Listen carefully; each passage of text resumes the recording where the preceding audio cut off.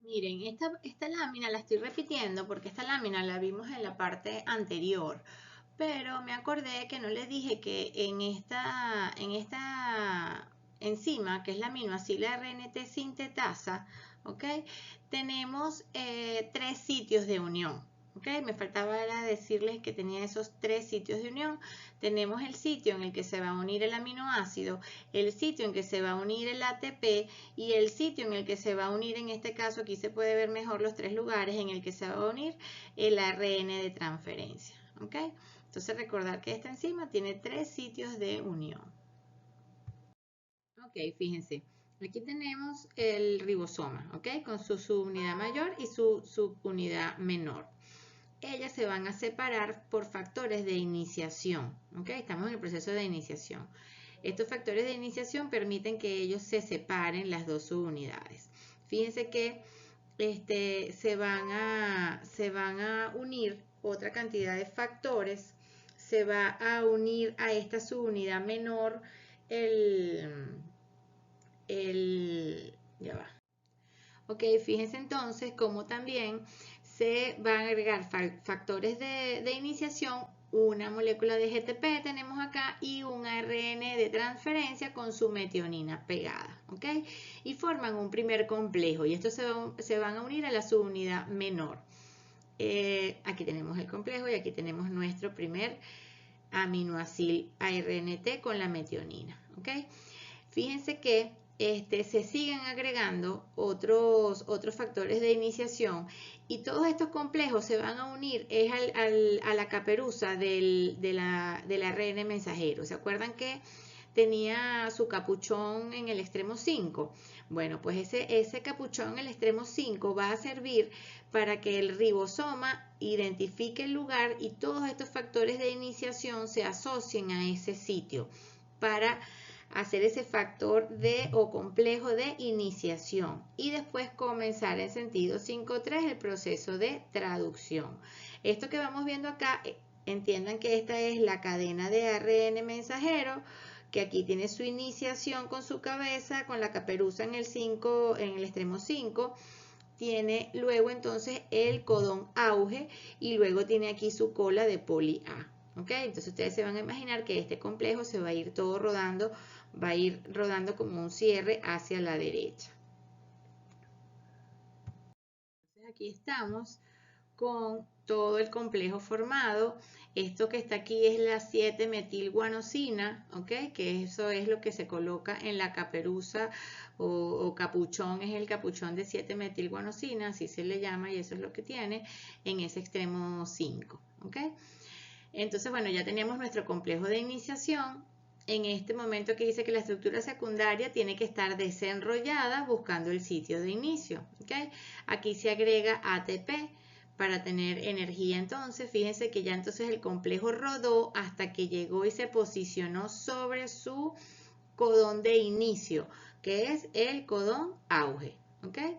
Fíjense entonces, una vez que ya este aminoácido se colocó en su sitio de auge, entonces ahora viene la subunidad mayor, ¿ok? La subunidad mayor se posiciona sobre la subunidad menor del ribosoma y completan entonces la estructura del ribosoma. Vean entonces que aquí me quedó mi cadena lineal, ¿verdad? Que es una sola cadena sencilla del ARN mensajero con mi sitio P. Aquí tienen la P de sitio P porque se une el aminoácido y mi codón de inicio. No aparece el anticodón, pero el anticodón está en el ARN de transferencia. ¿Ok? Eso es importante. El codón siempre va a estar en el ARN mensajero y el anticodón va a estar en el ARN de transferencia.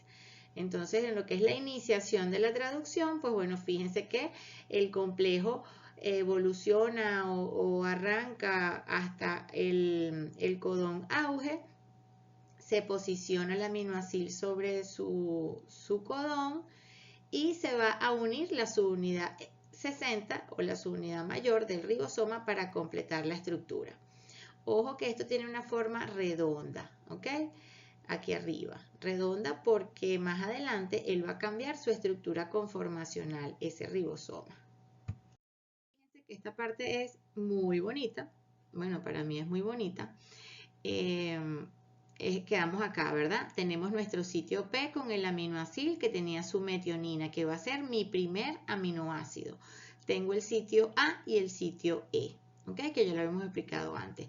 Continuamos con que tenemos distintos, aquí habían los factores de complejo, factores de iniciación que formaban el complejo.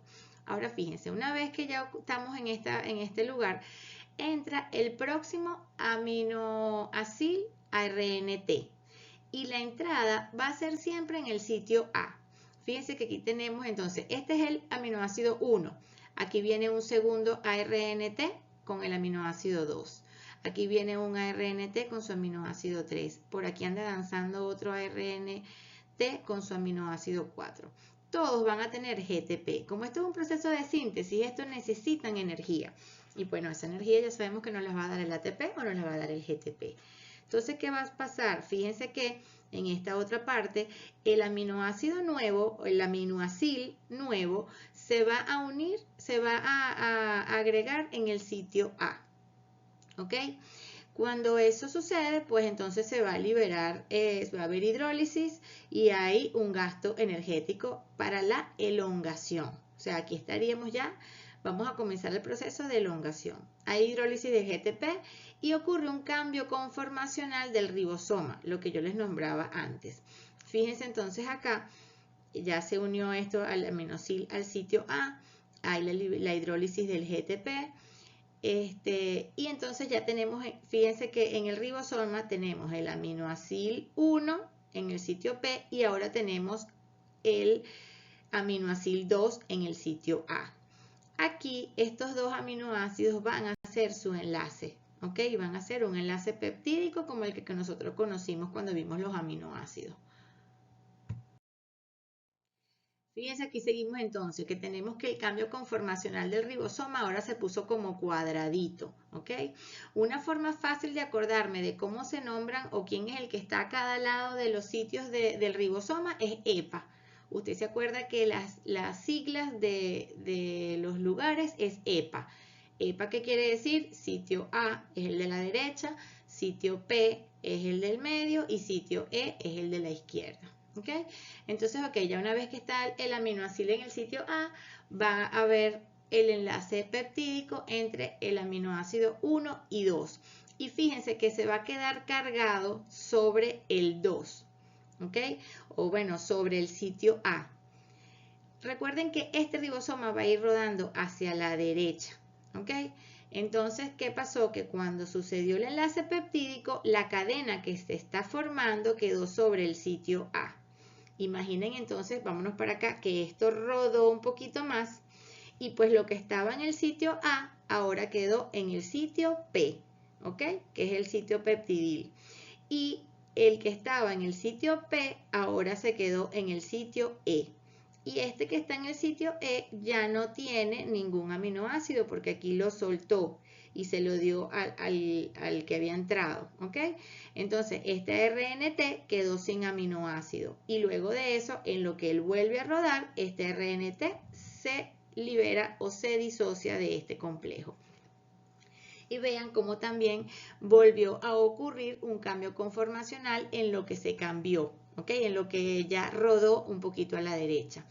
Este proceso se llama translocación del ribosoma porque hay un movimiento. Translocación quiere hablar de locación, se modifica la localidad, ¿ok? Y aquí hay un segundo gasto energético de elongación. Teníamos en la lámina anterior un primer gasto energético de elongación y aquí tenemos un segundo gasto energético de elongación en este proceso de translocación. Seguimos acá, fíjense entonces, tenemos que ya quedó disponible para un nuevo aminoácido el sitio A. Cómo se va formando nuestra cadena peptídica y en el sitio E que queda el ARNT desprovisto del aminoácido. Más adelante vamos a tener que aparecen factores de terminación. Así como teníamos factores de iniciación, pues también vamos a tener factores de terminación. Y finalmente, al eso ir seguir rodando hacia la derecha. Esto que ven acá son factores de terminación. Recuerden que también tenemos secuencias específicas que no codifican a nadie y que son tomadas como codones sin sentido, o son codones que se llaman de terminación porque al ser sin sentido o no codificar a nadie, pues eso genera una información de que hasta ahí llegó el proceso. ¿Okay?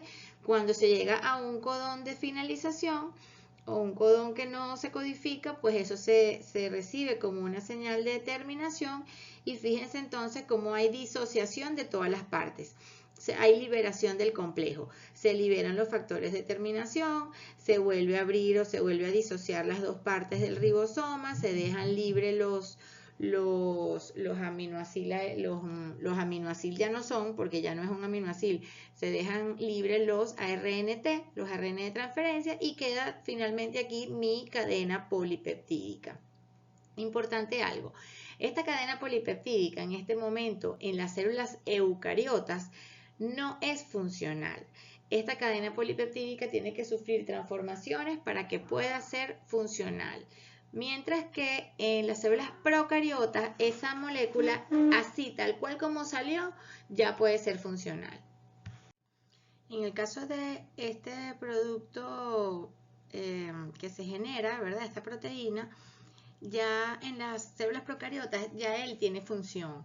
Entonces, ¿qué pasa? Que el hecho de que eso sea así, de que no tenga ninguna modificación hasta saber exactamente cuál es su estructura para que tenga una función específica, hace que haya mayor margen de error o de equivocación en la funcionalidad de esas proteínas, que apenas como salen, pues así ya comienzan a funcionar, y no siempre van a funcionar de buena manera.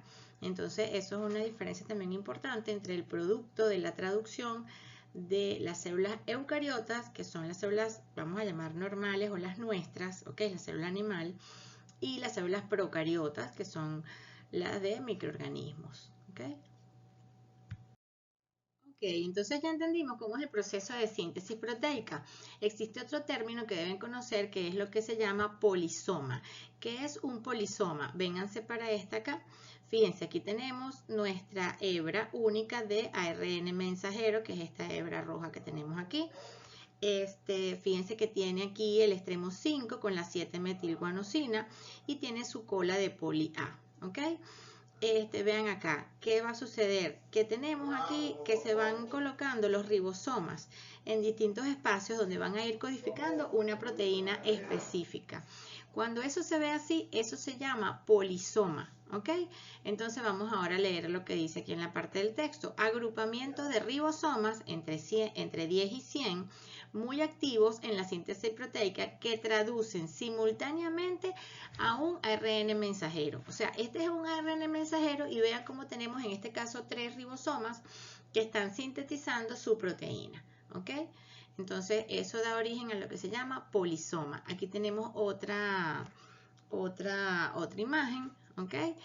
Donde, fíjense, cada uno del ribosoma está sintetizando una proteína, ¿ok? Todas estas son proteínas que van a tener una especificidad o alguna función. Y tenemos esta hebra que va haciendo un ARN mensajero. Aquí hablaba de la subunidad grande, la subunidad pequeña, porque recuerden que la subunidad grande y pequeña del ribosoma se separan y luego ellas se unen. Pero esta agrupación, así como se ve en esta imagen, es lo que se llama polisoma. Un conjunto de ribosomas que está sintetizando, haciendo su síntesis proteica en un mismo momento de manera simultánea sobre una cadena de ARN mensajero. Ahora fíjense aquí, tenemos inhibidores de la síntesis proteica. Cuando vemos los inhibidores de la síntesis proteica, entonces vamos a ver un poquito de clínica. Ustedes en clínica van a indicar streptomicina. Van a saber en qué casos tienen que usar tetraciclina, cloranfenicol, eritromicina, puromicina, cicloheximida. Son antibióticos, ¿ok? Que van a actuar en células procariotas o en células eucariotas para ellos entonces inhibir en alguna parte de estos procesos. Fíjense, en el caso de las tetraciclinas inhibe la unión del aminoácido ARNT. Si no entra el aminoácido ARNT, pues entonces no hay la síntesis de proteína, y entonces esa célula procariota que está causando daño en el organismo deja de producir esas proteínas y en definitiva no ejerce la función que será función buena para su especie, pero que es una función que está generando daño en el organismo o a un individuo o una persona. Entonces entiendan cómo en el caso de los fármacos, pues van a estar inhibiendo alguna de estas actividades. Fíjense esta otra, la eritromicina, que la van a utilizar y la van a estudiar bastante. Ella inhibe la translocación. Recuerden que la translocación era cuando el ribosoma comenzaba como a rodar hacia la derecha, que yo les decía que iba cambiando de localidad. Entonces, son lugares en los que van a actuar estos antibióticos o estos medicamentos para inhibir esa síntesis proteica y en definitiva controlar un proceso patógeno de una lesión o de una enfermedad. Ok, entonces nos queda hablar de modificaciones posttransduccionales, ¿ok? Y en esas modificaciones posttransduccionales vamos a tener plegamiento de proteínas, unión o sustituyentes a los aminoácidos, procesos de proteólisis y adición de grupos prostéticos, ¿ok? Son los 4 tipos de modificaciones posttransduccionales que vamos a ver.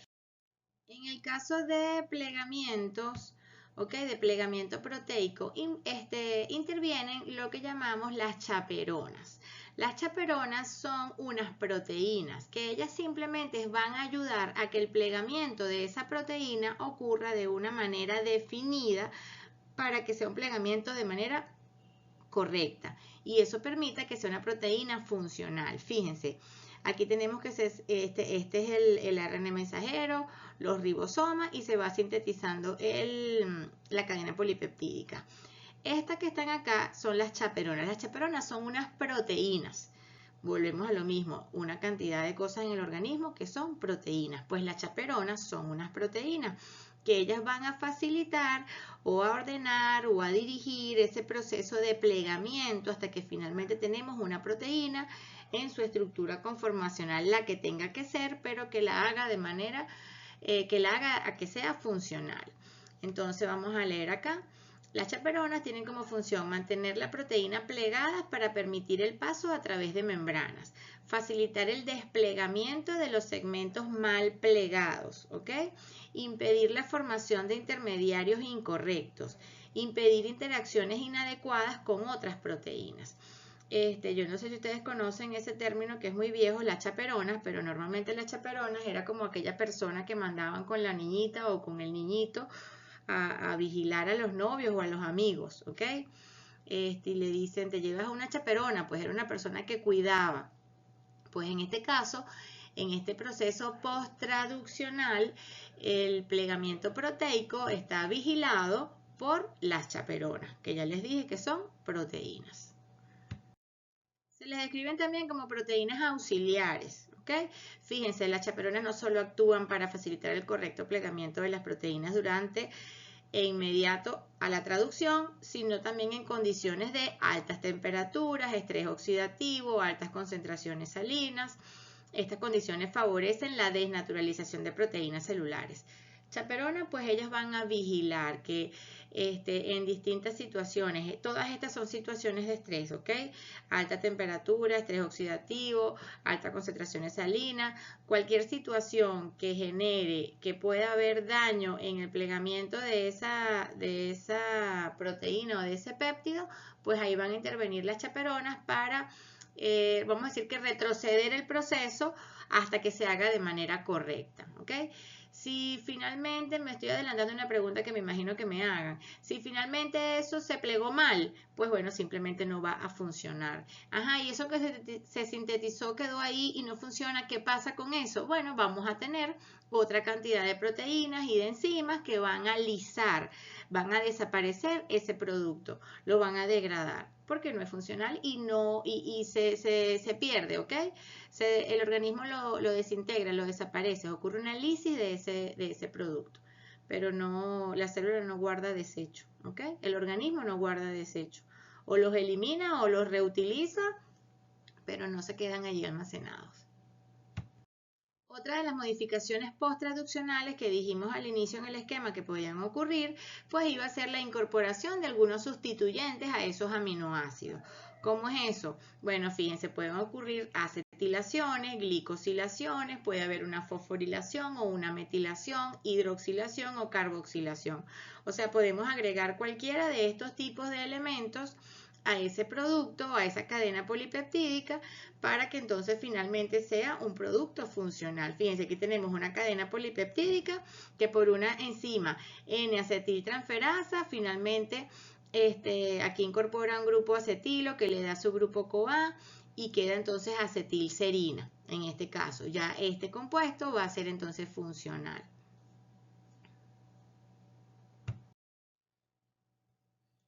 Ok, seguimos con otros procesos proteolíticos como remoción de la metionina inicial del extremo amino terminal de muchos polipéptidos. No todos tienen que quedarse con esa metionina ahí para que sea un péptido funcional.